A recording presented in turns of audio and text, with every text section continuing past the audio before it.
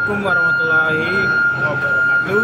Perkenalkan, nama saya Haji Dwi Sekian dari kelas AB2A.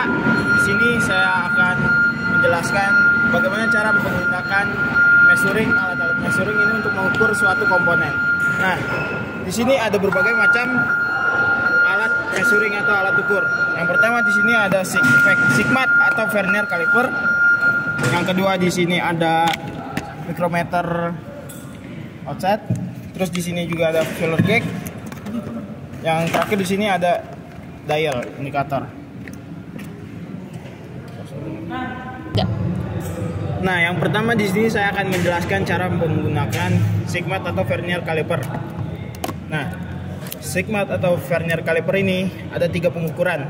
Yang pertama diameter luar, diameter dalam, dan juga kedalaman.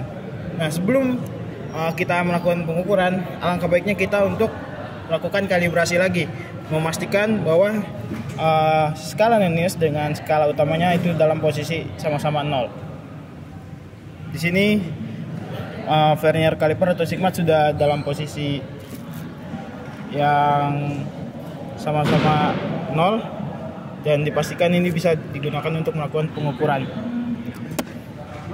Nah, di sini saya akan melakukan pengukuran diameter luar.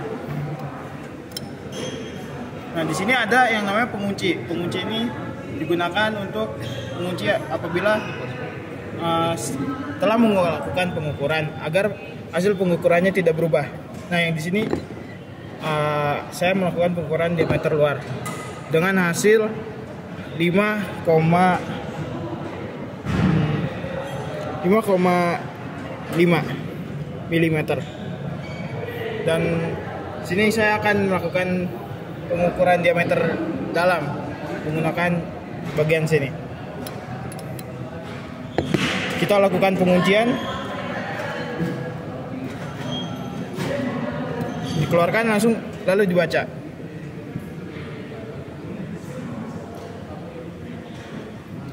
Untuk hasil pengukuran yaitu di 17,45.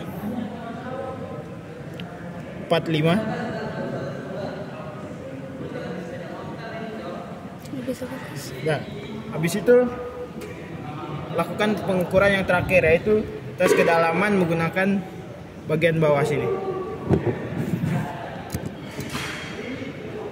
Setelah diukur, lalu kunci untuk hasil pengukuran tidak berubah. Lalu baca kembali hasil pengukuran. Hasil pengukuran menunjukkan angka 5,3 mm. Nah, selanjutnya di sini ada mikrometer. Nah, mikrometer ini digunakan untuk mengukur ketebalan. Nah, untuk skalanya dari mikrometer ini yaitu 0,01 dengan jarak rentang 0 sampai 25 mm. Di sini saya akan melakukan pengukuran yaitu pengukuran sebuah kepala baut. Oh ya, sebelum kita melakukan pengukuran di sini ada 2 skala. Skala utama dengan skala Nennius, dan di sini ini sebagai pengunci agar hasil ukuran tidak berubah. Lakukan pengukuran.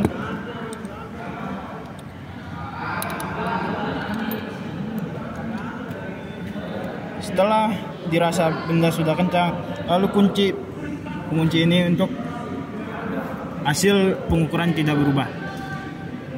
Lalu baca hasil pengukurannya yaitu 12,55.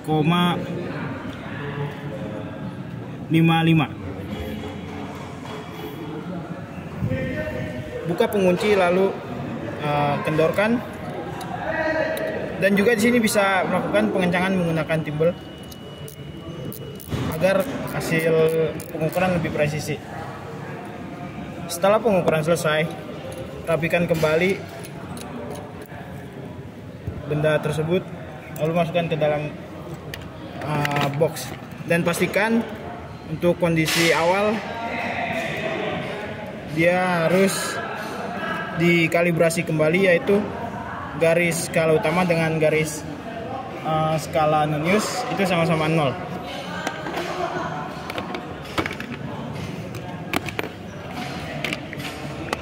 selanjutnya di sini ada alat ukur yang bernama filler gauge. Filler gauge ini biasanya digunakan untuk mengukur celah antar komponen. Nah, di sini saya akan melakukan pengukuran celah ring piston dan oli piston.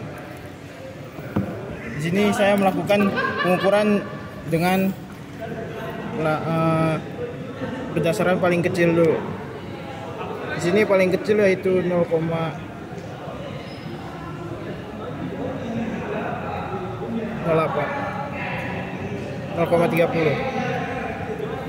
Lakukan pengecekan pada ring oli.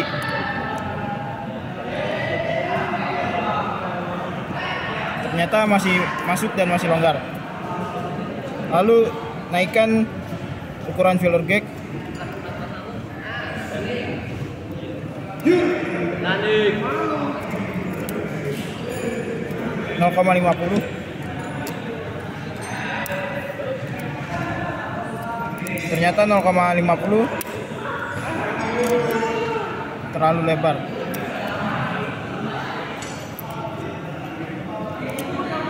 Coba kita ukur dengan yang paling tipis, yaitu 0,14.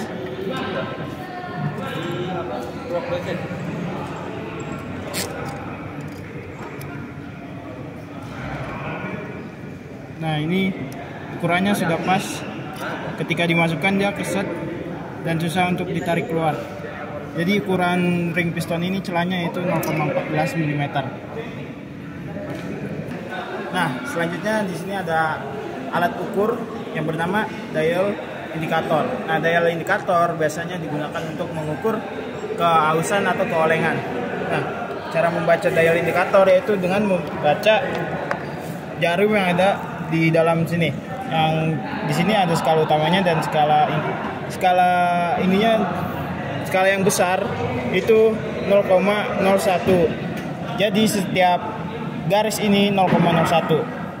Nah, skala yang kecil ini itu berjumlah 1 mm. Jadi setiap garis jarum kecil ini ke angka 1 itu 1 mm.